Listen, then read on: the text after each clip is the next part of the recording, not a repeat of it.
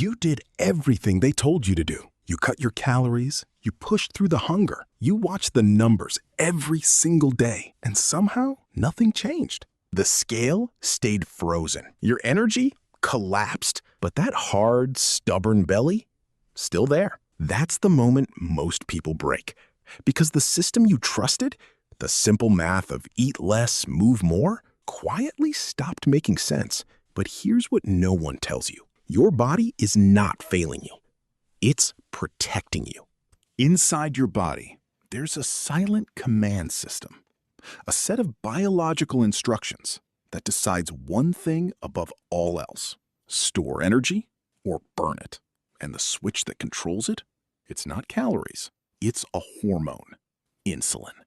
Think of insulin as a gatekeeper. When it's elevated, your body locks energy away. Fat cells close, fuel gets stored, and it doesn't matter how hard you try. You can run, starve, push harder, but if that gate is closed, nothing gets out. This is why so many people feel stuck, because they're trying to burn fat while their body is still in storage mode.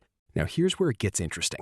Your body doesn't just run on one fuel source. It has two separate energy systems. The first is small, fast, and easy. This is stored sugar, glycogen, sitting in your liver and muscles. The second, massive, slow, powerful body fat.